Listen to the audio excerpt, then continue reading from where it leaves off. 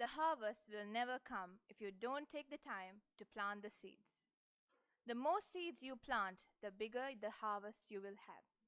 So, invest today, harvest tomorrow. A very good evening, distinguished guests. Ms. Sotara Gunawardana, the chief guest for today, Dr. Narada Fernando, Dean, Faculty of Commerce and Management Studies, Professor Ruwan Abesekara, Head, Department of Finance, heads of other departments, Senior Professor Chitra Ranjini, Professor Susima Valigamage, all other dearest lecturers and colleagues. On behalf of the Department of Finance, University of Kelaniya, we warmly welcome you all for the final day of the investment week. The Department of Finance of University of Kelaniya takes pride in organizing the Investment Week for the 8th consecutive year. Investment Week is an annual event organized by the Finance Students Association of University of Kelaniya, spanned over 3 days, addressing a vast audience including businessmen, industry professionals, and RDA undergraduates. The Department of Finance is the pioneer of delivering first-grade finance education with an immense contribution towards financial and economic development. Now, we would like to present to you a small video about the Department of Finance, University of Kelaniya.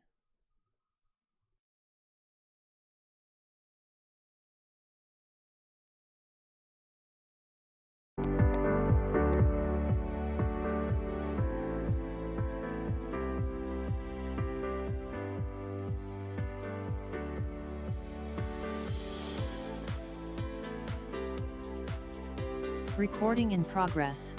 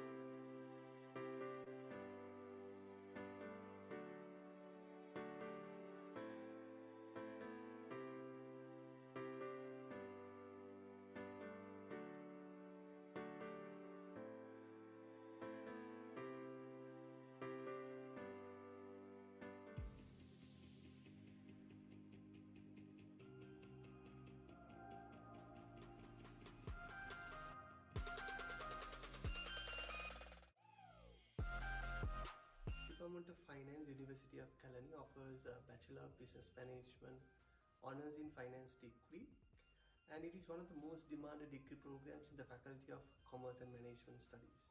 Our finance degree program is the first degree program in Sri Lankan university system to be accredited by CFA Institute USA. Further, our finance degree is well recognized in the industry, and we are able to cater for different requirements in the finance industry. Currently, we are extending our collaborations with various industry partners, and we are already partnered with the Colombo Stock Exchange, Securities Exchange Commission of Sri Lanka, CFA Sri Lanka Society, and many other leading private companies. All in all, we aimed at developing finance graduate who can not only cater for local but global finance industry requirements.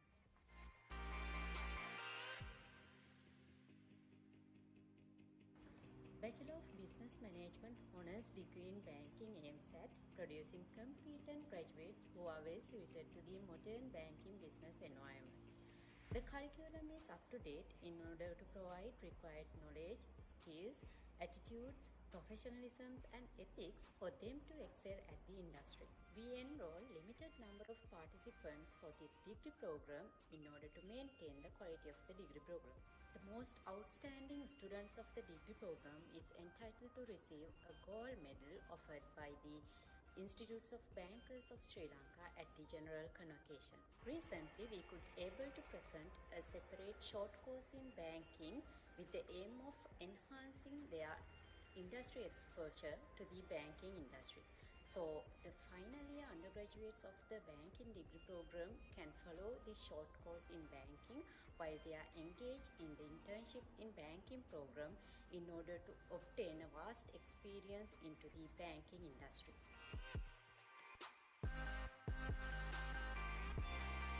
Bachelor of Business Management Honours in Insurance is newly launched degree program in Department of Finance, University of Kelaniya. In this degree program, we are mainly focusing on to produce the smartest graduates.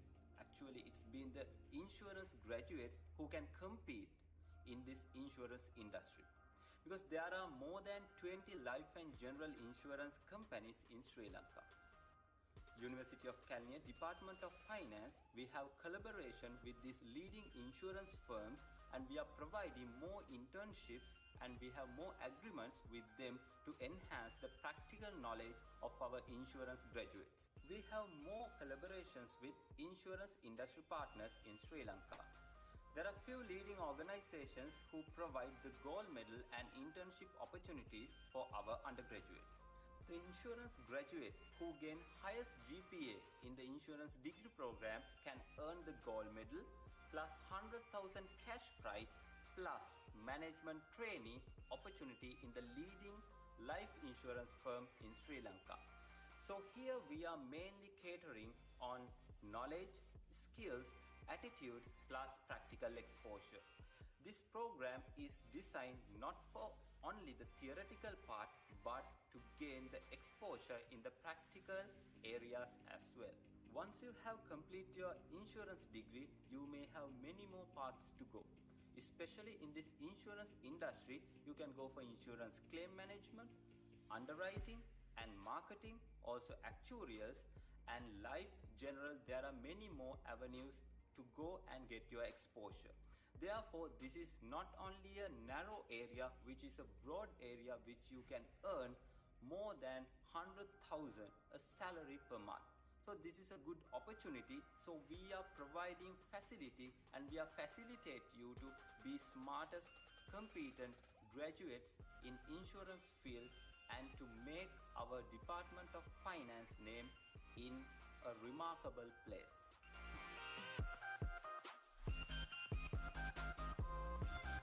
Bachelor of Business Management Honours in Financial Engineering degree program is the newest addition to the portfolio of degree programs offered by Department of Finance, Faculty of Commerce and Management Studies, University of Kelaniya. We started this degree program in 2019.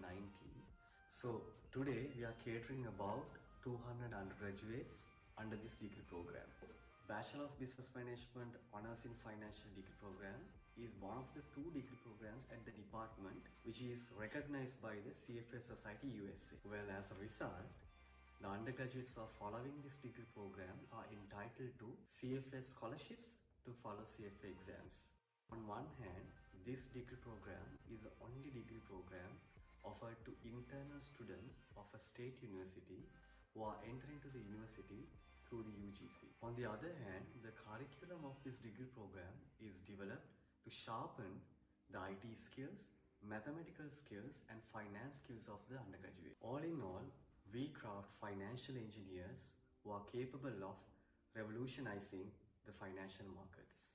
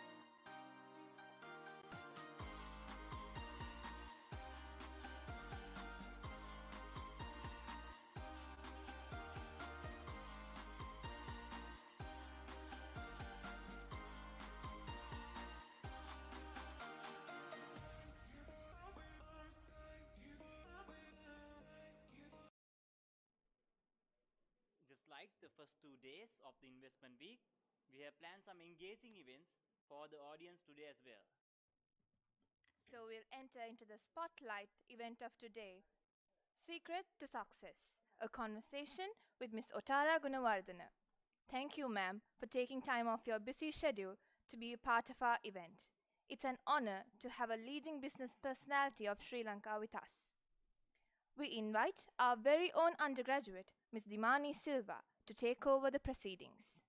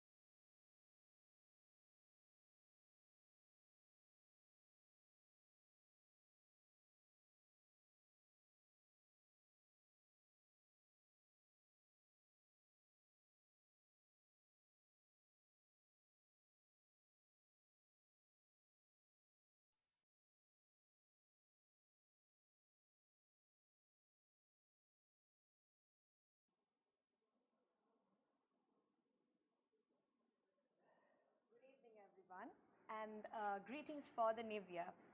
So the Department of Finance strongly believes on the idea of investing today to harvest tomorrow. And that in fact is the idea that we focus our investment week around. So today marks the final day of the investment week, and throughout the week we've had an eventful agenda. We've had professionals and experts from finance, insurance, and banking industries come and have some active discussions on some timely topics. At the same time, we've had several launches of magazines, courses, and inter-university competitions. So by now, our undergraduates and also everyone who's been engaging with us throughout these sessions are well versed as to what the industry looks like, what to expect, and how to approach it. So as always, the finance department wants to bring something new to the table. So this year, to conclude the investment week, we've lined up a session to discuss and have a conversation on the topic of secrets to success. So a bit about the topic of secrets to success. Each one of us will have different secrets when it comes to achieving success, and how we sort of identify what our secrets are by experience and of course by observing our success stories around us. So in aim of actually aiding us and helping us to identify what our unique secrets are, here with me today is an amazing individual, an exemplary replica of investing today to harvest tomorrow as well. So she's actually a very prominent woman in the industry that shaped the retail industry of Sri Lanka. She has many recognition both locally and internationally as well, being named as the Woman of the Year, as well as made it to the top 50 business people in Sri Lanka. So she is an animal lover, a philanthropist, she's a fashion icon, she's simply an all-rounder. So without further ado, may I welcome Ms. Otara Gunawardana for our session. Welcome, ma'am. Thank you for having me. It's nice to be here. Thank you. So yes, first and foremost, thank you so much for accepting our invitation and coming here. So it's the new normal now. So we actually have our audience joining with us through Facebook and YouTube. Right. So talking about the new normal, Ms. Otara, it's been over 2 years that we've trying to adjust, and it's actually not the new anymore as well. So how has it been for you, and what were the challenges you actually went through in the past 2 years, and what do you expect for the new year? Yeah, I think we've all been through a lot in the last 2 years. A lot of new ways of doing things, and discovered new ways to live and to also take care of ourselves. And I think it's also brought a lot of change to us individually and as a whole. There's business-wise, I think a lot changed in the sense of I think the most prominent thing that you see is the change in the online Yes. sphere. So much more happening online, and I think that was accelerated much faster than I think it would have been normally, Yeah. because we were all kind of forced to do so much more online with what we buy to everything really. So I think everyone got quite used to that Yes. living um, with connecting more online to live our day-to-day lives. And as a result, a lot of new businesses started, a lot of new new ways of doing things began, and a lot of people also had the opportunity to Yes. do to start new businesses and to do things a new way and offer new products and offer new services to people. So in that sense, I think there was a lot of opportunity. There was a lot of course, disturbance and issues for many also, because Yes. things change very rapidly. But I think it's also a way of moving forward with this change, which is I think going to bring in a very different world for us, with how we function and how we live, and also how we buy, and in many ways. So the coming year, you have good expectations as to everyone will keep adapting to the situation, right? I think so. I think you Yeah. have to be open to change, and you have to Yes, be able to definitely. adapt. And I think those who can do that better are the ones who will really thrive and do well. Yes. And I think that has to do with personally as well. We can't travel. The travel is Travel, yes. restricted. It's less than what we could do. So, So a Ms. lot of things have changed in that too. Yes, so Ms. Otari, you've actually been through a lot of change when it comes to the environment. So when you first started Odell, it was a civil war in Sri Lanka. And then in the changes to the government, to the tsunami, Easter bombings, and now COVID as well. So through it all, you still went for it, you followed your dreams, and everything is actually definitely a success, right?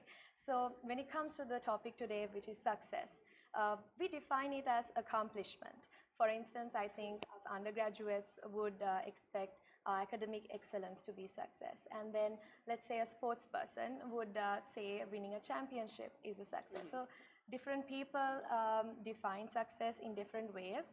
And the way we see you, of course, is a successful businesswoman, successful entrepreneur. But what's your view on it? How do you define success? And if you can share a few points where you consider as success. Well, success is relative Yes. to each person, and also it doesn't always mean doing something on a large scale, or being wealthy, or creating something that brings in a lot of revenue, or it doesn't mean that's not the only definition I think of success. It can also be within your homes, within people do different things that make each one successful, and I think so that I think the way it's been perceived is one way, but I think there are different ideas and options of how to say someone is successful. Yes. Yeah, it depends really. Like for me, I don't know. I don't see Very it like humble that. of you. But because always also when you keep doing things, you Yes. always get to a point, and then you think you want to do something else and want to do something more, and then it becomes like, okay, if I do that, then I think I'm more successful. But I think also success is improving yourself, and Definitely. it's not just about what you learn or study or your grades or how big your company is. Because it's also about being successful within yourself. You can have like the biggest company, you can have a lot of wealth, but you can also be very unhappy, very sad, very disturbed, Yes. very mentally unbalanced. So I think I think that side of is also very, very important to be very successful in managing yourself and to be, to be able to handle the changes that happen, things that happen in day-to-day life, and also to be able to handle challenges that come your way. So I think that also involves being very personally successful as well, not with just what you achieve. Very correct, Ms. Otara. So I think you've sort of been an advocate towards animal welfare for a long time, and something that we've been fighting for is the animal welfare bill. So I think that's also a point of success to have it actually proposed recently, to have that passed as well. So like you said, it's always defined in different ways. So, like you were very humble enough not to point out every success that you have achieved through your life. But if I'm to point out something, so Odell was definitely one of a statement success points I believe that you achieved during your career. And Odell, the name itself reads a combination of your two names, Otara and Dell. So it will always live long. So although you're not involved with Odell anymore, you still continue your work through Otara Foundation, Embark, and also your latest venture, Who We Are. So I'd actually like to talk about the Who We Are venture, which you launched in 2020. So if I'm to give the audience a bit idea about it, so the initiative was to promote and give space to local small-scale business owners. And Ms. Otara is actually very conscious as to what is being displayed on this website as well: sustainable, eco-friendly, and cruelty-free. So from houseware, homeware, to everything, it's available. So Ms. Otara, I'm actually a very close follower of your work, and I remember back in 2019 you actually had planned a huge event for the Who We Are platform, the initiative, right? Yeah. And then for obvious reasons of COVID, plans changed. But when you look at Who We Are now, it's actually a success of its own. So if you can share your side of the story, what was it like? How have you sort of changed your plan and still made it happen, Yes. Yes, I'm very impressed with all you know. That's great. Yeah, but it's true. And I mean, that is also actually an example of how you adapt and you change. Yes. Because actually it was a big event that I had planned with a lot of people, a lot of vendors and creators, with over 200-300 that we were hoping to have. Then suddenly, like 3 weeks before the event, like this started to happen, and I had to make the decision, of course, to not to abandon the idea. And then, instead of just waiting for COVID, to end, or the pandemic to end or pass, I sort of realized that the best option would be to have it online. Okay. And I'm of course very experienced in retail with brick and mortar, actual shops and stores, and I'm not so experienced with retail online. So for me also it was a new thing, and an area that I was not really comfortable, going into, because just automatically I'm very used to wanting a shop. Yes. So I had to decide that no, I don't want shops anymore. Like I want to explore the online space. So then I created the website and decided to try it, online. So I started actually during the pandemic. Yes. It's just 1 year now, so in December of 2020. Yes. And yeah, it's been going quite well. It's still very new, of course, and but the sales are growing, and a lot of people are getting sales. And so the main objective was to create a platform to give small businesses in Sri Lanka a wider audience, for them to be able to reach a larger market. And that was really the objective of it, because I also believe products from Sri Lanka should be more prominent and should be top of mind, and that it should be stronger. I don't think it's strong enough in Sri Lanka. And I also think we should be supporting our own businesses and small businesses, which is better for the economy, better for people, for communities. And that was really the objective. And of course, this time around, I wanted to keep it more conscious and more eco-friendly, and with no animals being harmed. And I also think that's more of the future as well, where customers will be more conscious of how we buy and how we shop. Yeah, that's really what I wanted to do. So at the end of the day, even though you first planned a physical event, the results are actually better than you expected after. Yeah, right? yeah. And it's new. I mean, Yes. it's something new for me, and yeah, and I'm quite. It's something I've had to learn as well. So I think the important thing also is that you never stop learning and you never stop doing new things, and sometimes it's different to what you've been doing your whole life. But you have to be open to exploring new areas. That's very true. I mean, it's basically how we look at the challenge and accept it, and we sort of have to work hard for it. So in the same note, I'll actually like to go to a more controversial angle when it comes to looking at success, Ms. Otara. So I'll give a small example. So if we take a person who all of a sudden becomes wealthy by winning a lottery ticket, right? So that's involves a lot of luck there, right? Or let's say in a sports event where one person, because of another competitor being disadvantaged, I get the better opportunity. So there's a lot of luck and chance that's involved, right? So, but Ms. Otara, in your career, like what is your experience when it comes to luck and chance? Do you believe that there is a role that is played, or do you think that, the hard work, the commitment, the dedication, that definitely plays a major role, a much better role? I'm not a great believer in luck. I have never been really, but because I do believe in that, to achieve things, you have to, like even the sports person, you said, who's even coming second, who comes first, they still have to do a lot of work to even come second. So you do have to work hard. You do have to have a lot of knowledge and wisdom, and to be able to reach certain destinations and goals that you have in mind.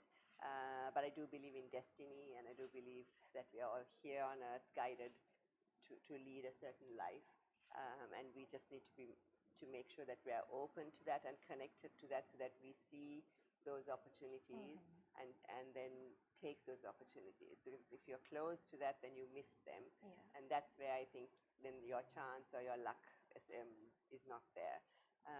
So I'm more a believer of that than just being lucky, because no matter what, even to achieve whatever goal or whatever project or whatever business or whatever you want to do, it still just doesn't happen just because of your luck. You still have to work hard. You still have to to make sure you do certain things to get to that place.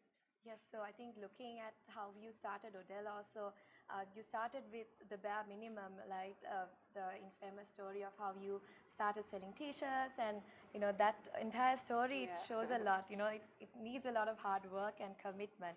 So along the way, as you built yourself, Ms. Otara, so you definitely need others' support.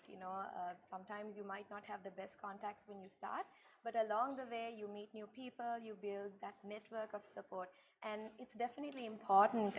Maybe your family or your friends, personal, maybe anyone, right? So if you can give us some idea as to why it's actually important to have this support around us and build that network. I think a lot of undergraduates right now in our early 20s are trying to build that network. So maybe some tips as to why it's important and how we should do it. Yeah, I think it's very important. First thing, of course, is to have family support. Yes. I think that's very important. To me, it was anyway.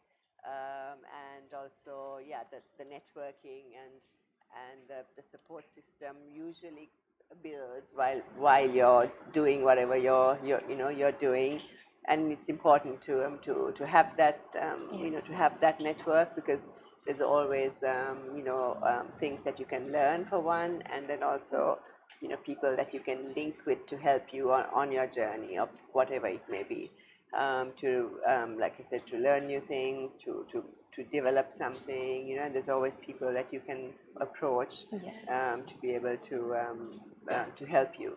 And I think that's, you can't do anything just on your own. It's very difficult especially to grow a business. It's something you just can't do by yourself, no matter how talented you are. So I think not only do you need to have a network of good people who are with you, who support you for whatever you're doing, as well as others who you can approach or use as and when is needed for different things. And also, even though you don't know people, sometimes you can actually approach different institutions or people and try to, to get assistance from them as well. Yeah, like you said, Ms. Udarana, we cannot go towards success alone. It's always a journey where we have to get that support, maybe a bit of healthy competition as well. But at the same time, we can't expect to have a supportive crowd around us always, right? Yeah. There's always someone who will say, no, don't do that, or what you're doing is wrong. So I think you probably have really good experience because you work around so many communities that would have different perceptions and beliefs. So if you can share us some experiences like that where you had to face negativity or some bad comments, and maybe give us some points as to how we should face them and not be demotivated by them. Yeah, I mean, I think the first thing is you have to really believe in what you're doing. And for me, there are several areas. One is, of course, business-wise, fashion-wise, and the other one is animal advocacy and animal welfare-wise and environment-wise. So I think there's you really have to believe in yourself and believe in your vision and believe in what you want to convey to customers or to the community, or to to bring the change that you believe is right for what you're doing. So if you ask me about the business, of course there's a lot of things, especially when you're working with hundreds of customers that walk through your door. There's always people, a lot of customers who would have negative comments or not like the experience or not like the products, and so that is dealing with it in a way of they say that the customer is always right. Not necessarily true, but you really have to be able to engage with the customer and make change that whatever the negativity that has happened. And sometimes it takes a lot of compromise to do that, but it's almost always worth it. So I think in that sense, and you really have to take that extra effort to make sure the customer is convinced and happy, and that you sort out whatever the issue is. I think that's really, really important. And for me at Odell, I used to even read like all the emails. We used to have like an email address that customer could give their feedback, and I used to actually read all of them because so that I know what the customer was saying or what was happening, so that I can correct it rather than hearing it through other people. So that's on that side. And then of course with animal welfare and with Embark, it's been it's been for me starting from places where people just don't understand what I'm doing and what I'm trying to convey or what I'm trying to do, to getting to a place of where people have now joined the whole movement, and they're doing their own work to do with dogs, to do with all other animals, to do with the environment, and all that started with a lot of resistance from people. They didn't understand why I was hugging street dogs, what I was doing with them, why I thought they needed to be looked after, why I think the cruelty that happens with elephants is wrong. That has the most, of course, the resistance, and why destroying forests is wrong. So, but eventually, if you keep communicating with your heart why you believe it's right, and it's not that it's right for me, it's right for the greater good of people, for the greater good of the country, and then people start to understand. And so I think you just need to stick with your beliefs, and you have to know that what you're communicating is for the benefit of all, for the benefit of many. It's not for the benefit of yourself, and I think that's how change happens. So, like, definitely it's very, very prominent, Ms. Otara, that passion always drives you more towards success. And Odell, how you started it also was to raise funds for animal welfare, and then again, like you mentioned about Embark, about this, loving the street poochers, and you definitely made a huge impact. Like you said, stray dogs are something that we didn't even look at maybe like 10 years ago, but now it's fashionable and it's loving. It's something good for the animals. So actually, we were looking into So when it comes to being passionate about something, we can definitely achieve success much faster. And by being passionate, what are the other benefits that we can receive along the way to success, Ms. Otara? Like, apart from achieving success, we will definitely enjoy the process. I'm sure you do. I think so. I mean, I think, you asked me about success before, and I think whatever you want to be successful at, you have to be passionate. You have to be passionate about it, and you have to love what you're doing. And I think that is when great change happens. I used to absolutely love and be so passionate about growing my business, about giving customers better products, better concepts, better environment, and it really, that also helps to translate down to the people who work with you, to everyone who's following you in whatever business you're doing, or whatever advocacy you're doing. And I think it's very noticeable if someone is not passionate about something they're doing, because it really doesn't make that project or that concept or whatever it is you're part of, it doesn't really bring out bring it out in great strength. And I think it's important for yourself as well to be passionate and to love what you're doing.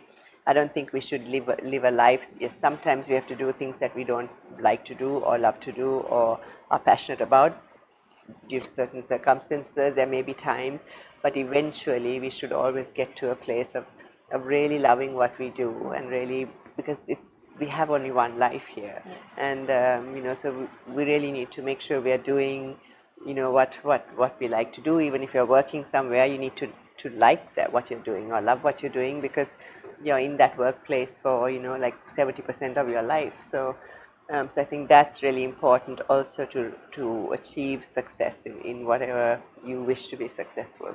So, Ms. Otara, like, one thing that you're very well known for is Odell, like I mentioned before, and that was a huge success, and you've worked for a long time to bring Odell where it is today as well. And through Odell, you had a lot of milestones. You were the first woman in Sri Lanka to take a company listed in the Colombo Stock Exchange. Through Odell, there was so much of investment that came into the country, and you showed everyone how you can actually balance business while making a good impact, like we've been emphasizing so far. But in 2014, you actually decided to let go of Odell. So after having worked so hard towards building Odell to where it is, what was your reason behind it? And after letting go back in 2014, how have you sort of maintained to still continue your work? Yeah, it was a very big decision. It's a decision that I never thought I'll make. And it happened within like a year and a half or so, and I thought I wanted a change. There were a few reasons, but I thought it was at a peak, and whatever I was going to do next was going to take at least 7 to 10 years of my life, because the projects were bigger, the expansions were bigger, and it's not something I could start and leave halfway. So I thought, timing-wise for my life, timing-wise for the way things were, timing-wise for the business, I thought it was the right decision. And I also was starting to feel, my true love and my greatest passion has always been to protect the environment and to help animals and communities with people. And I felt like I wasn't able to do a lot of that even though Embark was within Odell. I was doing very minimal with like the actual work of the animals. It was more to do with the brand, because it was part of the business. So I thought maybe it's the right time for me to go back and actually start being a voice for animals and to help them more. And it's something I just couldn't have done while I was running the business. So that's what I did. I sold, and then I used the time for more advocacy for animal welfare, for the animal welfare bill, to try and close down the zoo, which I still think should be closed down, and many things like that. And also that we as people and as Sri Lankans, we need to be more conscious about caring more for animals, because that's when I think we will truly have a country where which is compassionate and where we will really be, more wealthy and healthy overall. Because you can't have one group which is being mistreated and another group which we are trying to constantly improve and forget about the other group, because we are all sentient beings on Earth.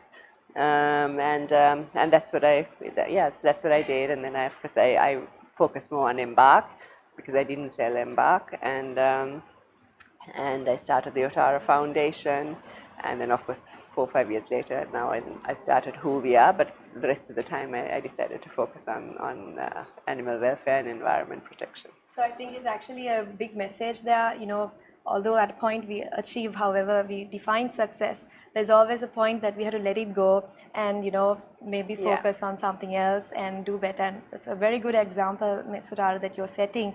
So at the same time, I think after with Embark and all, I see you sort of having a good quality time with your friends, families, doing the hobbies that you wish, like you probably are quite busy running a business, like you said. So I think another aspect we can look into is as a woman, Ms. Otara, as a woman in business, it's a great example, because I think women a lot try to sort of strike a balance between work life and personal life, right? So I think so many young women, including myself, and also in fact our universities majority are female undergraduates. So I think they'll also like to know, Ms. Otara, how is it when it comes to balancing work life with your personal life, and some tips. It is possible. Maybe I don't think I was as successful at it at that time. I'm much better at it now. Because my children were also very young. Both were born when I was running the business, obviously, and so I had to raise 2 children as well as grow the business. But I had a very supportive family. I think it's really important to have a very supportive family, very supportive parents. And that really helped me a lot. But I think it's important. It can be done, and I think it's important, to be present in the lives of your family, in the lives of everyone in your family, and also to be able to to run the business or whatever you're doing successfully as well. So I think it's important to be conscious of it, because often you can slide to either side of being too much family oriented or too much business oriented. So you really need to be aware of maintaining the balance, and trying to spend, make sure you spend the time with your family as well as run the business. And I think in that sense also it's really important to have a good team while running a business, because you can depend on your team as well if you take time off, or or you're traveling. So so I think that's important too. So yes, definitely, Ms. Otara. I think that probably throughout your career, you must have seen the change in how the generations also sort of try to strike that balance. The young girls and everyone trying to be professionally qualified and also come to a good place in their career, as well as maintain a good family life, right? So I would actually like to bring back the Who We Are platform, because the quote comes to mind. Success is best when it's shared. So one way to look at the Who We Are platform is you actually use or the brand name or the success that you've built for many years, and you help other small businesses to come up, and you sort of help them to achieve success. So why is it important that we sort of don't celebrate all of this fame or the success we have alone, and why do you think it's important that we do help others as well along the way? I think that's what life is about, is to help, is to improve the lives of people, and improve the lives of all beings that live with you, and to try and bring positive change to the community that you live in, or the country, or the world.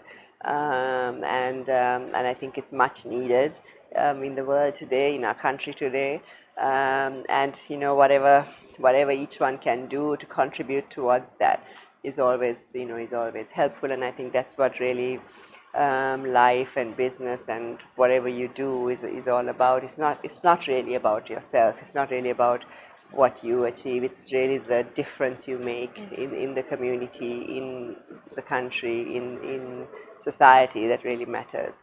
I think that should be the driving force of everything. I never started a business, and I never eventually, when it's a public company and all, it changes, but I never really started a business to try and earn profit for me, or to try and earn, to try and maximize my personal profit every day. It was always, how much more can I grow the business, and how much more can I help in improving retail in Sri Lanka, in improving the fashion, and improving what I can offer my customer, and everything else kind of, happens along with that.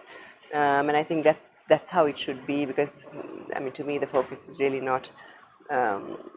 It's not so much self, it's sort of, the whole, and everyone is connected, and so so you can make great change if you think about everyone else, and not yourself always. Yes, definitely. I think in times like this, everyone does need each other's support. And like we discussed before, it's not a journey that we make alone. Definitely need each other's support. So at the same time, talking about success, all the good times, the prosperity, there's always times of failure that we do come across. Although we don't highlight failure as a topic of the day and all, it's something that we have to go through. And, sometimes we don't get the outcome as we expect, and sometimes we have to completely abandon whatever we are doing. So, Ms. Otara, in your journey and in your career, what are certain experiences that you can share of such times that you had to face failure, and how did you face it, and what advice do you give us in terms of actually accepting it and not getting demotivated? I don't see anything that I've had to change, anything that I've had to stop, anything I've had to let go as failure. I see it as a change that's needed to be made, for the better of whatever it is that I was doing, or for my life. So I don't, and I see it as more learning experience than a failure or a challenge that you can't get past.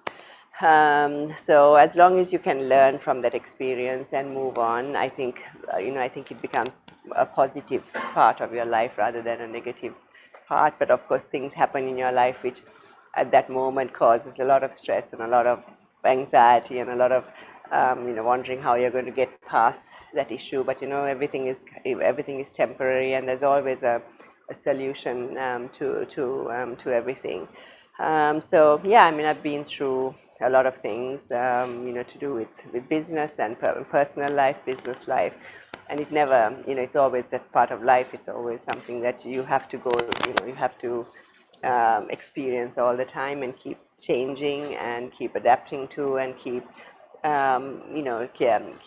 meeting new challenges, and being able to change them. So even, for example, at the beginning of COVID, I had like 20 Embark stores, not 20, I had about 12 or 14, and I had to make the decision that I didn't want to continue with them, because I knew COVID would be like a longer period, and a lot of the stores were also in tourist areas, so I knew there would be impact on that. And so even that is like, I didn't see it as a failure. I saw it as a decision I had to make for the to be able to save money, and to be able to do what's right for what's happening now. And then of course I moved it online, which has now turned out to be better than and the right thing to do. So what you can consider like a failure is really not so much of a failure, but something new that's starting. So I think many things like that have happened, and I think it's really how we look at things that makes a big difference. And it's also best not to be too attached to certain results, and attached to certain things that you want to happen, because then when they don't happen, you get really upset. So yeah, I think take it as more as a lesson than a failure. Everything does happen for a reason, Yeah, so we sort of have to see the good side of whatever happens. So along the journey, there will be the success, the failure, the good, the bad. It's always about striking the balance. So when it comes to actually talking about striking a balance with Sotara, another thing is that trying to strike a balance between work and the mental and physical well-being, right? Most of the time we tend to overwork ourselves and sort of at the end of the day we try to neglect our physical or mental well-being, right? But whenever I look at you, you're so energetic, enthusiastic, you're up for any challenge at all. So how do you keep up with all the work, and how do you take care of yourself? And I'm so sure there are many of us, you know, the new year, new me resolutions would need some support as to how we can balance this. What do you do? Yeah, but, you know, for me, it's always been very important to be physically fit, and to be, you know, to be conscious of what I eat, and to be conscious of, of, you know, how I look, and everything about me. It's just been something from my very young days that I've always been conscious of and wanted to maintain. It's very easy to let those things go, but it's also very important, especially when you're doing a lot of things and when you want to achieve a lot of things. It's very important to be physically healthy, to eat right, and to be mentally balanced, well balanced as well. So, you know, in addition to what you see of the workout videos and things that I post, but I also do meditation and yoga, and or you know, all that sort of, which I started only like 4 or 5 years ago, because I felt I needed to improve that side, because I felt I had neglected that side of things, and I thought that would be of benefit as well. So I think it's very important to be healthy and to be fit, because otherwise, you know, that also helps you to keep your mind, you know, to be active, and to achieve a lot more, really. And it's something, and you know, if we can't take care of ourselves, it's very difficult to take care of whatever we are a part of very well. You know, if it's running a business, or if it's doing something else, I believe it's, you know, if you can't take care of yourself, then, you know, it's very difficult to take care of other things also as well, as you probably can do it. So, you know, you really need to make sure you keep the time to take care of yourself, and to love yourself, and, you know, to improve your self-care programs and routines as well. So it does have a very good positive impact towards your daily routines. Yes. So, so again, talking about striking the balance, and, you know, have to engage in sports and all. I think as undergraduates also, it's a very big thing that we sort of have to always look beyond our books. You know, we're sort of academically focused, and we tend to neglect our physical well-being. And Ms. Sotara, since small days, you've been part of sports, and you know, and now you're career-oriented and all of that, right? So how important is it that undergraduates, especially, I think there are very quite audience of undergraduates, and how important is it that we not limit ourselves to what is taught in our books? You know, I'm so sure everything is not given in our textbooks, and we sort of have to apply ourselves. So what idea and what advice do you give us there? Yeah, I mean, I think it's very important that you don't just restrict yourself to things that you are taught, and what you just learn through books only, because there's so much more out there in the world that, you know, you need to have a wider view towards, and you need to, you know, there's so much more you can learn from other things. So, you know, like, I mean, you're talking to someone who was not very good in school, who failed her A-levels, and who was kind of last in my class all the time, except that I excelled in sports, and I excelled in swimming and dance and all those things. But eventually in university I got better, and I studied more. But for me, it was always important to do other things as well, not just be just day to day, just doing only what you learn through lectures, through classes, through going to different courses. I think there's so much more that you can learn and you can absorb, and it's also good for you both mentally to go beyond that. That's when you can have a whole wider view of everything that's happening in the world, everything that's happening in Sri Lanka, and everything that's available to you as resources to use. It's not just about what you're taught. And I think you become quite narrow in in your outlook when you just focus only on what you're taught. And of course, with reading, there's a lot more reading that is of great benefit, which is outside what you get in classrooms as well, which is good. But there are so many other things as well, and a lot of it can even be like physical activities, even like camping trips, or whatever it may be. There's still so much you can absorb and learn from doing things beyond your books as well. Definitely. I think we sort of can identify our own hidden talents sometimes. Those things don't come out. We sort of have to experience ourselves. So at the same time, sometimes one may think, I don't have the potential to do this or achieve this or be like her. That sort of attitude might be there. So it's important that we sort of manifest that idea of we can do this, we can achieve it, right? And what are different ways that Ms. Otara, you would suggest that someone who wants to come to that position, believe in themselves, what advice would you give? Yeah, I mean, I think you have to have the strength within to really believe in yourself and believe in whatever you want to do. And also, there's always voices, and there are always people around you that tell you, that you can't do it, or you're doing it wrong, or you should be doing it different, or and it's always fine to listen to input and what others are saying. It's always, you can learn from that, but you need to know, and you need to be strong within yourself of what you want to achieve, what you want to be, because everybody is not you. You're unique, and you're your own self, and other people can't tell you who you should be. And I think you just need to be authentic with who you are, and know what you can achieve, what you want to what you want to do. And it doesn't always mean that everyone has to do something on a large scale or something big. People can do small things even and make great impact, or not too much also. It's perfectly fine. You don't have to be everyone doesn't have to drive towards one direction in life.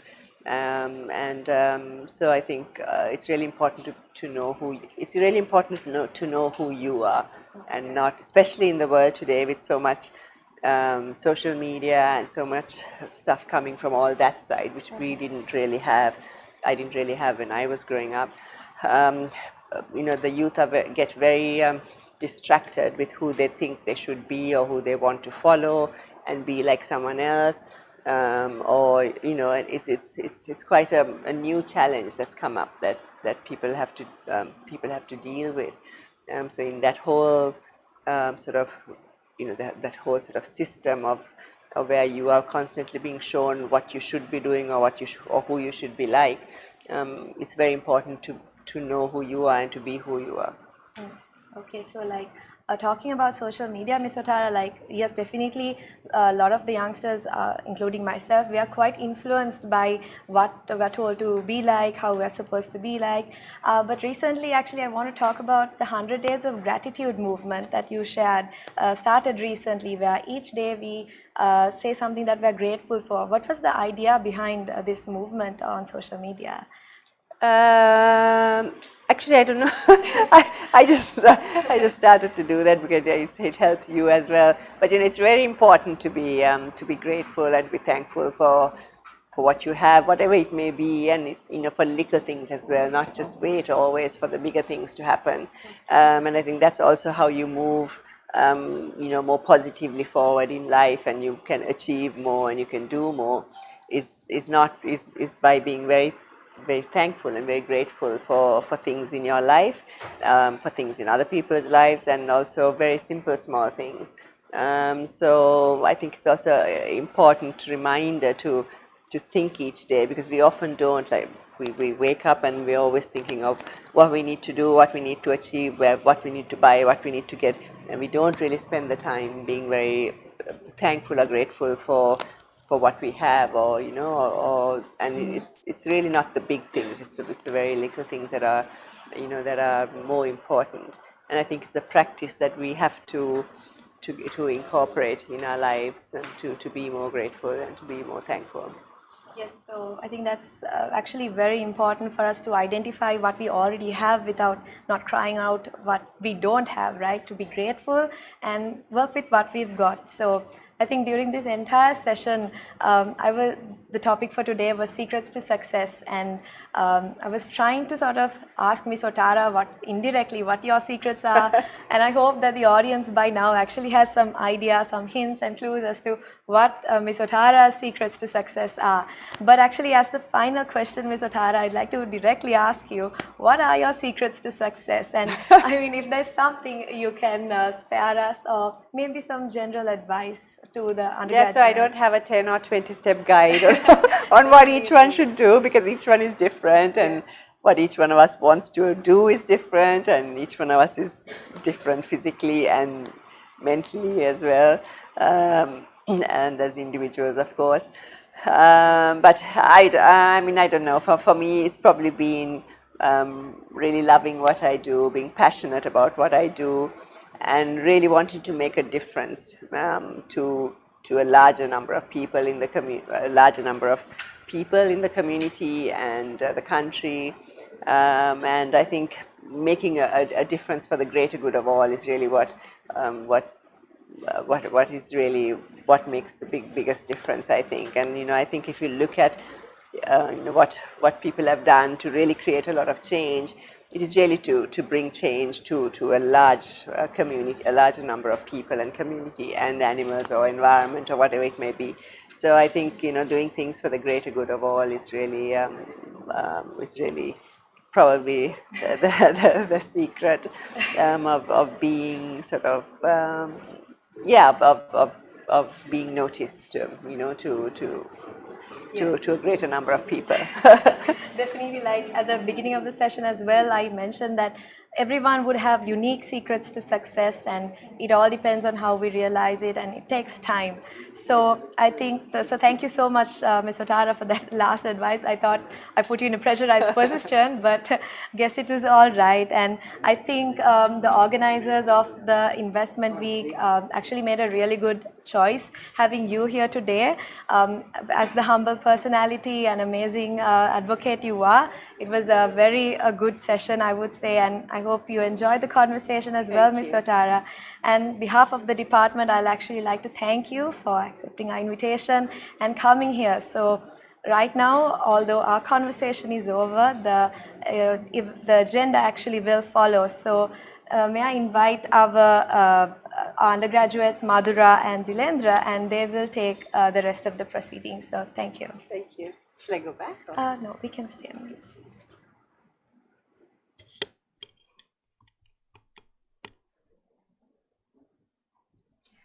Thank you, Ms. Otara Gunawardena, for enlightening our minds about secret to success. Your words are highly valued.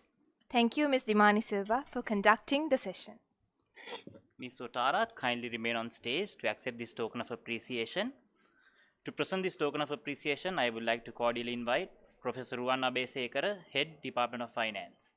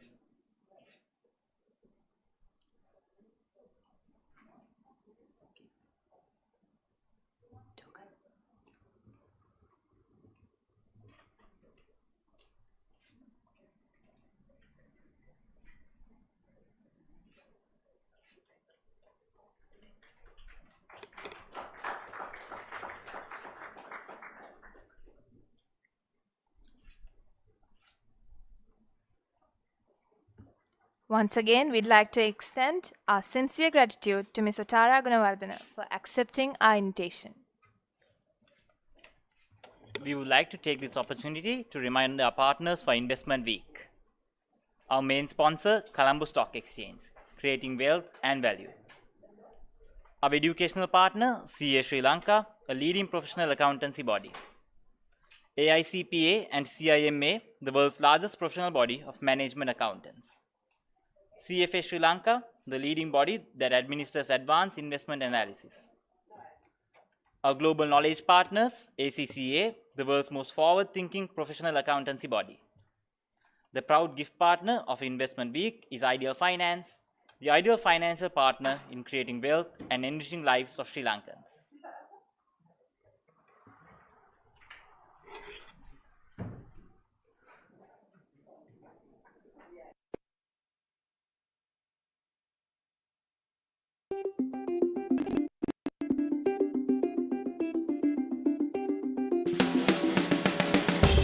Banking on the entrepreneurial spirit of the Sri Lankan people, the Colombo Stock Exchange builds on a share trading tradition that has existed in Sri Lanka for over a century. The business of share trading that commenced with plantation companies in 1896 continues to thrive today as a matured and vibrant stock market that mobilizes capital flows of over 300 billion rupees a year.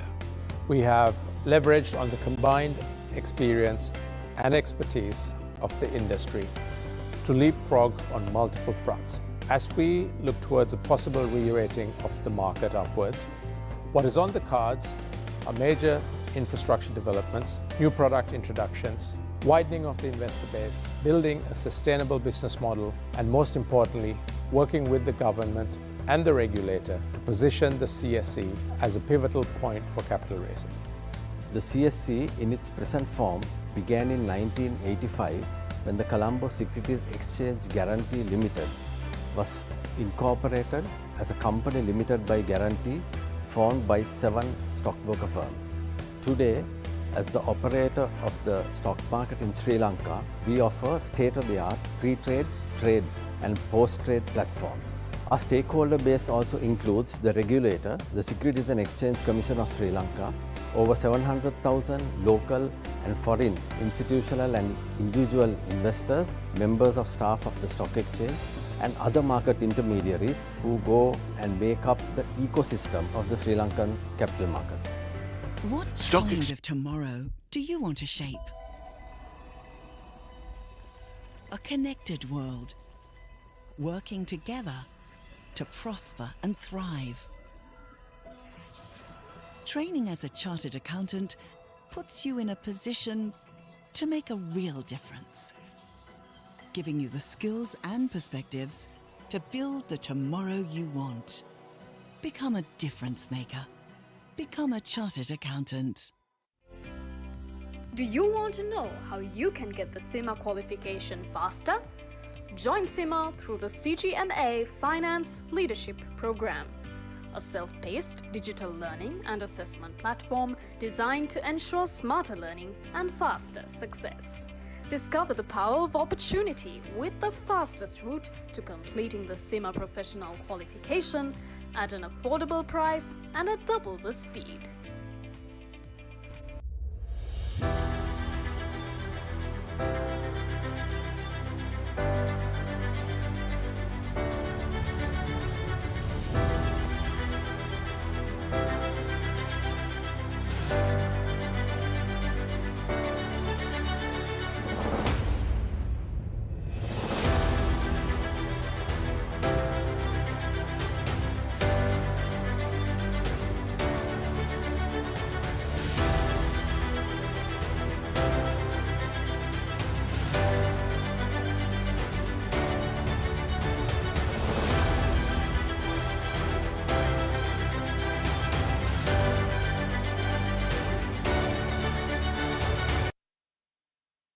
Last but not least, we have now come to the DFIN Awarding Night 2022 to appreciate the hard work and efforts of both our dear lecturers and beloved undergraduates. The Inter-University Finance Quiz has been organized by our Department of Finance since 2013. Year by year, we were successfully able to uplift the standard and competitiveness of the quiz program. Now, we would like to present to you all a small video on the Inter-University Finance Quiz competition.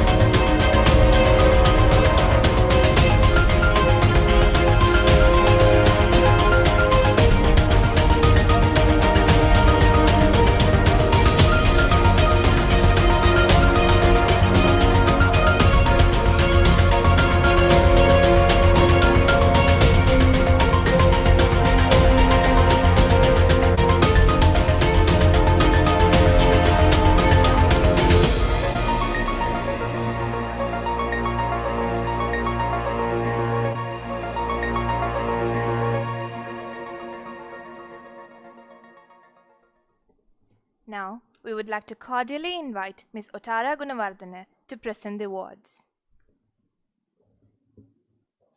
After rounds of tough competition, American National College emerged as the champions of the Inter-University Finance Quiz. The team from American National College consisted of Upatya Diunagalage, Vihanga Pereira, Yasid Jayasundara, Rohit Raj Bhaskaran, and Adil Eshar.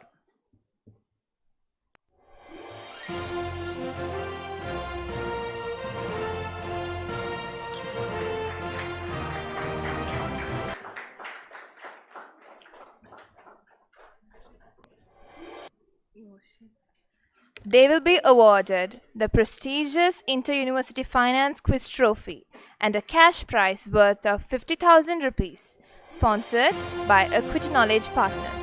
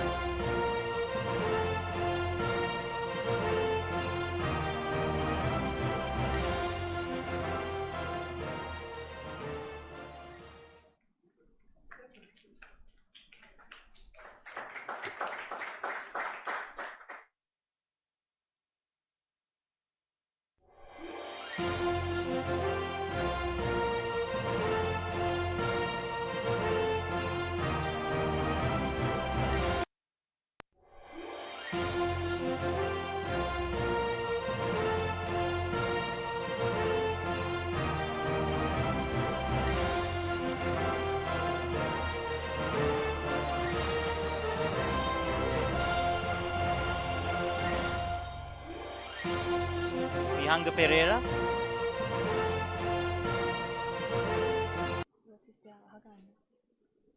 Yasid Jayasundara, Rohit Raj Bhaskaran, Adil Eshar.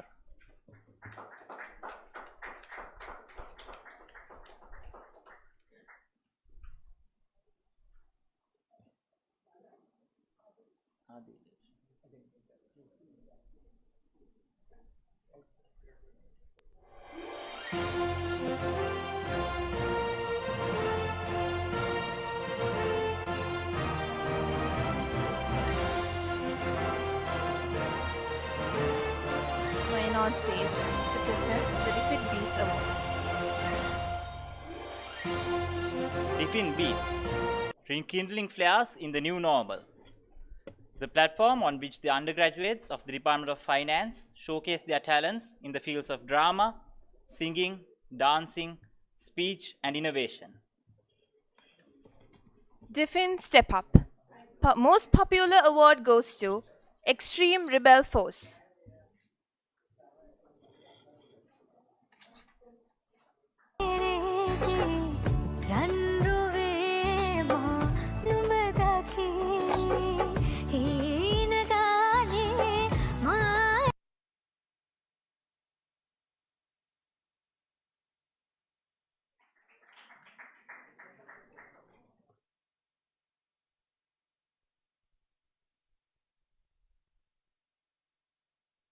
Award goes to Rock Angels.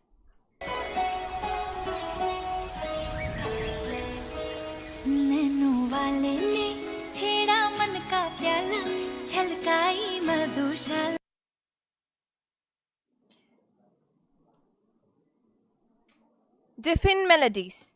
Most popular award goes to Honey Bees.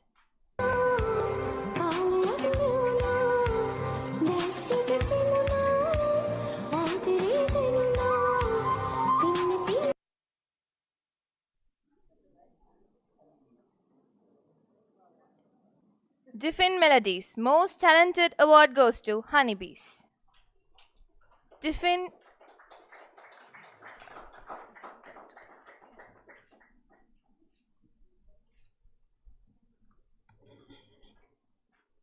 DFIN Innovation. Most popular award goes to KAC Seumini.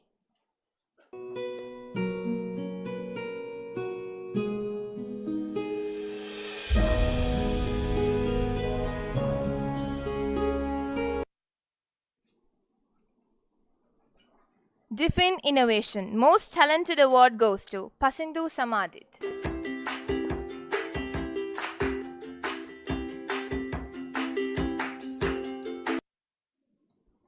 DFIN Theatre. Most popular award goes to Amuthu Ate Amuthu Ayayo. විශ්වවිද්‍යාල ශිෂ්‍යයන්ට මොකද වෙන්නේ? ඒ ළමයිට ඉතින් මොනවා වෙන්නද? ඒ ළමයි ඔය කලින්ට වඩා හොඳ. Most talented award goes to Bodim Nogiya Bodime Api.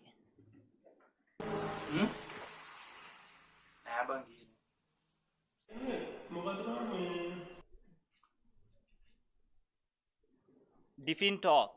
Most popular award goes to the Forwarders. Is it possible? It should always be. Will I be willing to give it all? DFIN Talk. Most talented award goes to the Forwarders.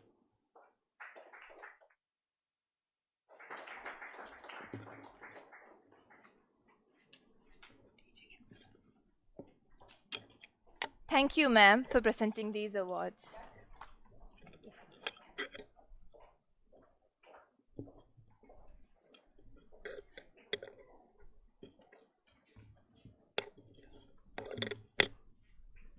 Now we'd like to call upon Professor Susima Veligamage, Lecturer, Department of Finance, to address the gathering.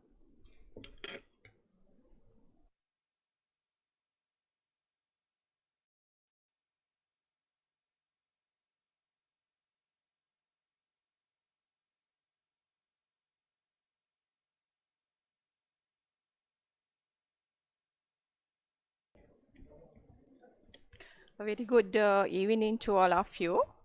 Our chief guest, Ms. Sotara Gunawardena, and Dean of the Faculty, Dr. Narada Fernando, Head of the Department, Professor Ruwana Abesekara, and Chair Professor, Senior Chair Professor Chitra Ranjani, and all the DFIN family members, staff members, and invitees, and all the winners, my dear students.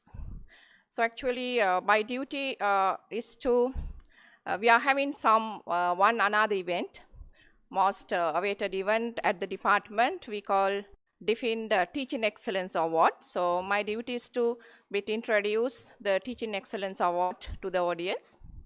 So as the Department of Finance and the University of Kelaniya, actually as academicians, there are many ways where we can see the performance of the academicians.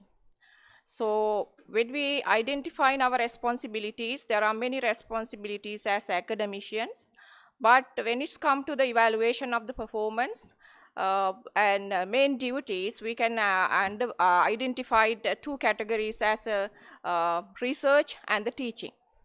So there are a lot of awards and opportunities for evaluating and recognition of the research in the academia. And most of our staff members are getting honors, awards, Senate's awards, Vice Chancellor's awards, and also the international and national awards for the research. But when it's come to the teaching, actually it is a lack of evaluating the performance of the teaching, but it is the most important part when it's come to our duty, the responsibility. Teaching part is a majority, and because our main customer is our students, and their feedback and the satisfaction is most important to improve the quality and enhance the quality of the program. So with that aim, with the idea of our head of the department, Professor Ruwana Abesekara, we thought of introducing this Teaching Excellence Award in last year. And it took 1 year to evaluate the teaching excellence, and we developed the formula to evaluate the Teaching Excellence Award. And I would like to happily say this is the first award from the University of Kelaniya recognizing teaching excellence at a university level even. So we are very proud of, as a Defeat family, to introduce this to the university. So if I'll explain a little bit, the excellence is not coming at once like overnight, and it's not like an accident. So it is a lot of things and delegations, the directions, and we need to find out best out of best. So it is very difficult process we have gone through to find out the excellence teachers within our department. So in there, we focus on 3 level of categories, and we are taking the most important category as a student, and they are the most important part of our teaching learning process. And out of the 100 marks, we have given for students to evaluate, and based on their perceptions and the feedback, the 80 marks. So in the Teaching Excellence Awards, we included 3 main categories as stakeholders, students, and also we are having some course evaluation team and also head of the department. Combining with these 3 categories, we have evaluated throughout the students, and 80% of marks allocated to evaluate the teaching and the course unit and the course materials, contents, everywhere, different categories we have evaluated, and also the innovation in the teaching. Out of that, we actually selected and come up with 2 categories. When it's come to the 2 categories, we are having a teaching excellence category, and also we are having one other category we call student feedback evaluation category. So today in the event, we are going to award these 2 categories, those who are identified in the teaching. It is really a difficult process, but I'm very happy because of our main customers, based on their perceptions, based on this is your choice, and we have included some kind of criteria, but this is your choice. Might be you also waiting. We know we are awarding 3rd years, 2nd year, and 1st year, the last semester. Might be you also waiting because you have rate for the Teaching Excellence Award, and you will see based on the overall who we are getting this today's award. With that, thank you very much for inviting me to explain the process, and I would like to hand over to the audience. Right.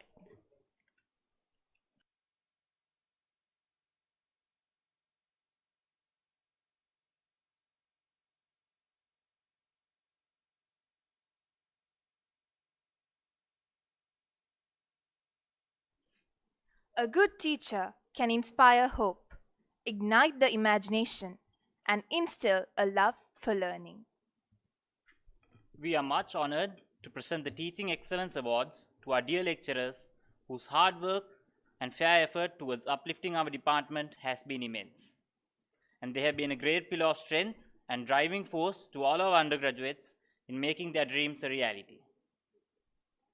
We invite Senior Professor Chitra Ranjani with Ms. Sotara Gunawardana to present these awards.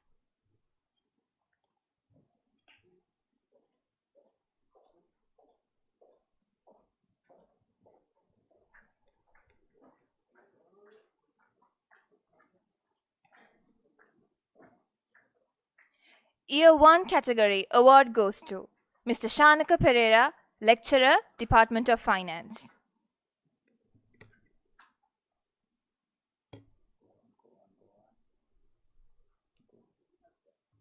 Year 2 category award goes to Mr. Daminder Veerasinghe, Lecturer, Department of Finance.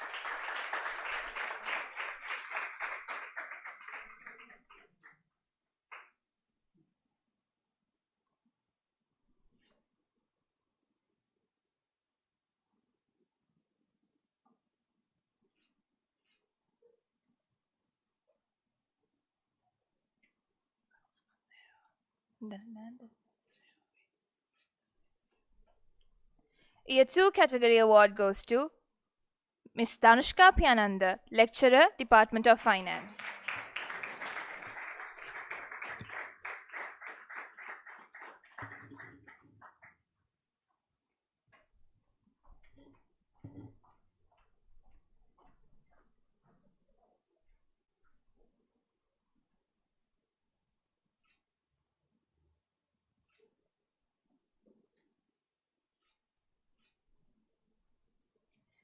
Year 3 category award goes to Mr. Daminder Veerasinghe, Lecturer, Department of Finance.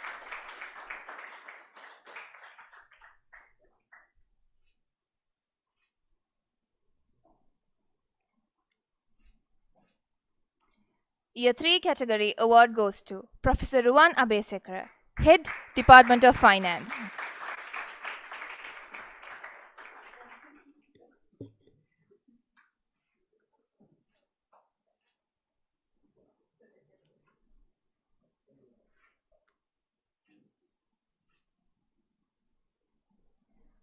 Student Feedback category award goes to Mr. Asitha Gunasekara, Lecturer, Department of Finance.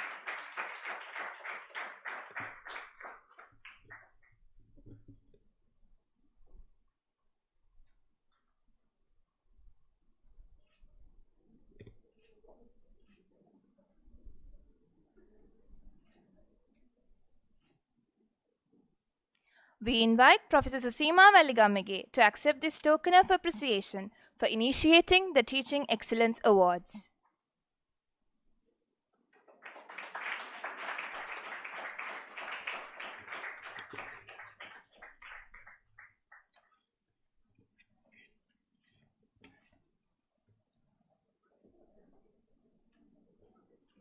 Thank you, Senior Professor Chitra Ranjani. Ms. Otara, kindly remain on stage to present the next set of awards. Investment Week is the flagship event of the Department of Finance, University of Kelaniya. This event would not have been a success if not for the hard work and dedication of the organizers of the Investment Week. To appreciate their efforts, we would like to present these certificates of appreciation. Now we like to call upon HPWP Jaisankar,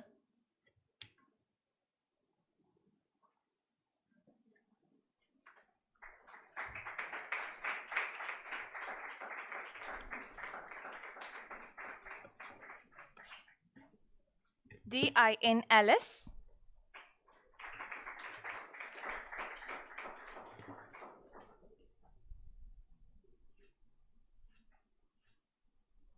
NASN Netasinghe,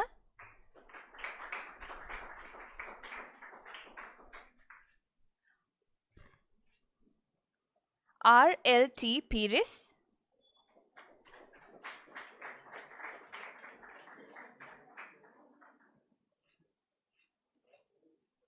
GVMV Pereira,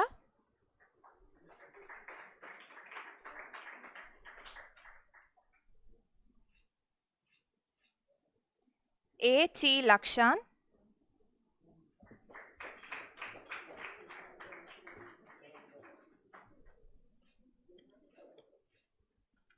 VDW Abekon,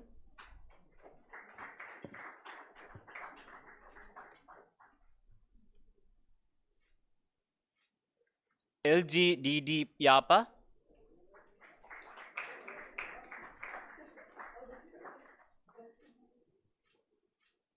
KLPD Sanjeeva,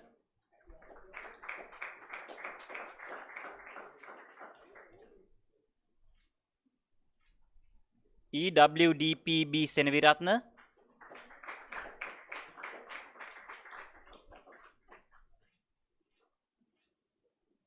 UVKS Pereira,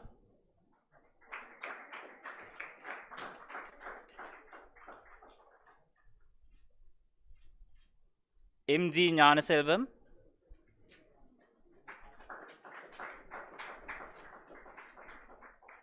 ST Vitarana,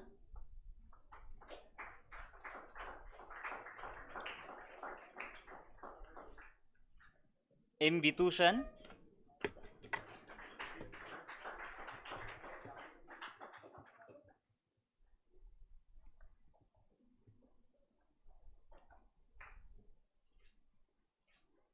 DMW Ratnayaka,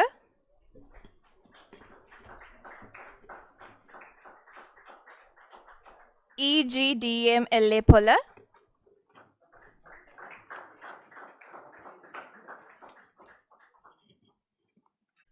HPSS Patirana,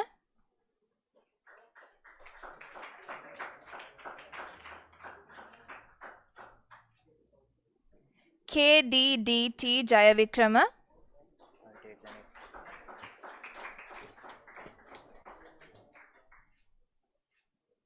RMS Sachinta,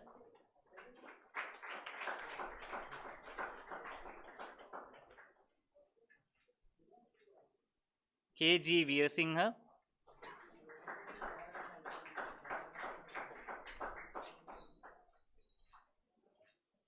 GVASD Piris, WIS De Silva,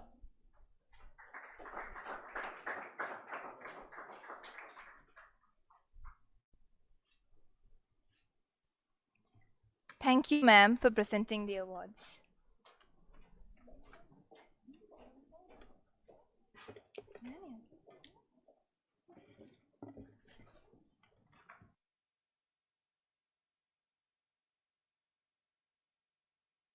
Witness only the tip of an iceberg.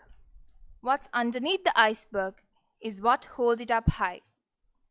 Throughout the course of preparation, there were times of joy, times of disappointment, times full of energy, times of sacrifice.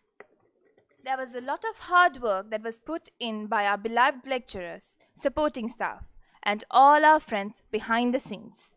It's time to appreciate the effort and contribution of these unsung heroes. Now, I cordially invite Mr. Pamoda Jayasankar, President, Finance Students Association, to deliver the vote of thanks.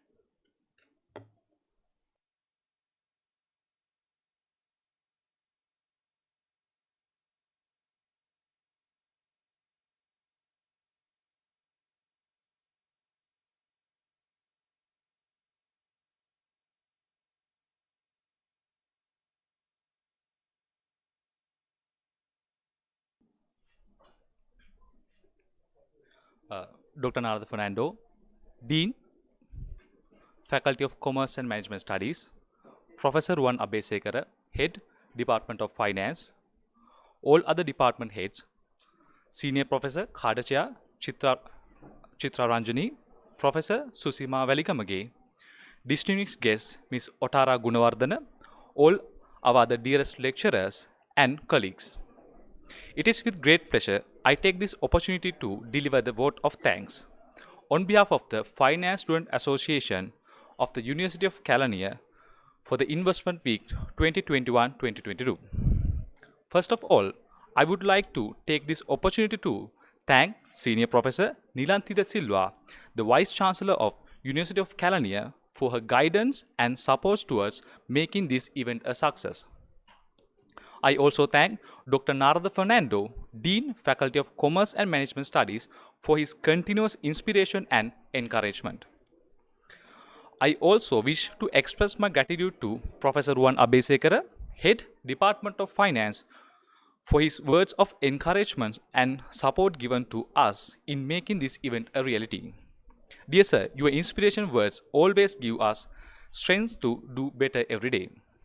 Special thanks to resource persons, Mr. Senaka Kakariwaragodage, Dr. Jagat Alvis, Mr. Bimal Pereira, Dr. Rohan Fernando, Ms. Otara Gunawardana for taking time off your busy schedules. We are highly honored to have your presence in our midst. A huge thank you to Dr. Chaturaliyanage for the immense support given to us making this event a reality. Moreover, I would like to thank Ms. Uttara Disarnayaka, Lecturer of the Department of Finance, the Editor-in-Chief of the Finance Outlook magazine, and the content writing team, editorial team of the magazine, and my dear lecturers for your guidance and contribution in publishing an informative magazine. I would like to express my gratitude to the resource persons of the Finance Outlook magazine, namely Mr. Nishan Fernando, Mr. Nuwan Vithanage, Mr. Nilendra Vithanage, Mr. Nuwan Jayawardha, and Ms. Vinodani Radhakrishnan, for sharing their expert knowledge with us for the Finance Outlook magazine. I also extend my thankful and gratitude to all our dearest lecturers for all their never-ending guidance and support given to us and the non-academic staff to making this event a success. We also thank Aquatic Knowledge partners and especially Mr. Nuwan and Quizmaster Mr. Jetha Elvetigala for collaborating with us for the inter-university quiz competition. And I would like to extend our gratitude to our main sponsor, Colombo Stock Exchange, our educational partner, the Institution of Chartered Accountants of Sri Lanka, our global knowledge partners, Association of Chartered Certified Accountants, Association of International Certified Professional Accountants, and Chartered Institute of Management Accountants, Chartered Financial Analysts, and also for the Ideal Finance as the gift partner for our event. Furthermore, thank you for the technical staff for your support given to the past days. And also, I would like to thank our senior student counselor, Dr. Ajanta Samarakon, for providing the necessary needs and for arranging the hostel members. Most importantly, I would like to take this opportunity to thank our senior treasurer, Netmi Herath, for the guidance she has given throughout this event. Dear Madam, we are grateful for enlightening us to carry out the Investment Week 2021-2022 during the pandemic situation. This event would not have been possible without the hard work put in by members of the Finance Student Association, who were the main driving force in making this event a success. Through the never-ending commitment of our members, we can proudly say that Investment Week has been a great success. Last but not least, we would like to thank our audience for unending cooperation and participation on 3 consecutive days in Investment Week. I would like to conclude my thanking and for being with us in this evening, and it has been a great pleasure. Thank you.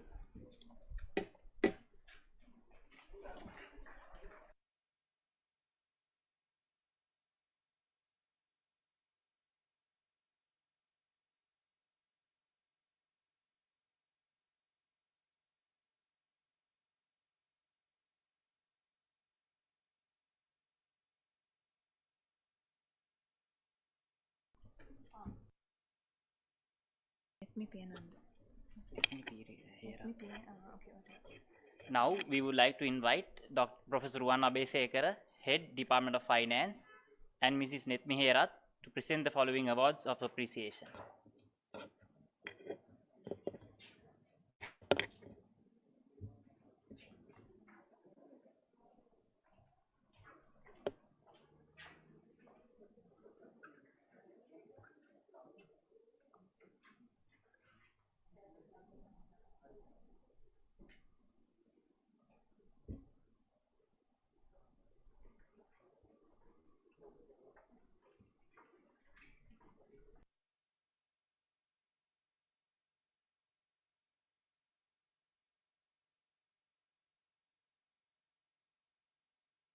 Team Edirisinghe,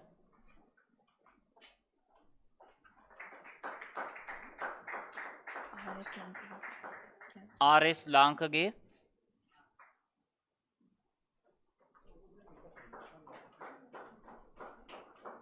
RMSP Ratnayaka, WMPP Gunawardana,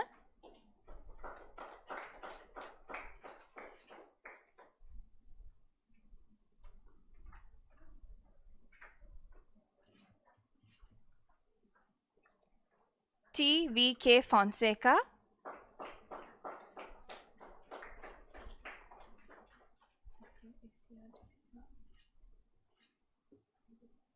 WACR De Silva,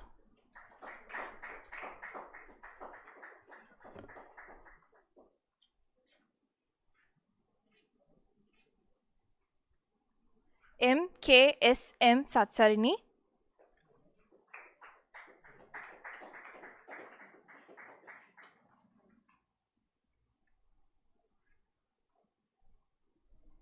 PMND Vijay Singha.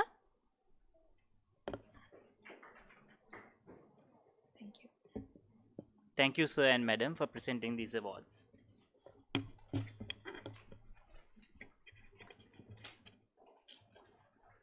We have now come to the end of yet another successful investment week. Thank you very much for your participation. Good night.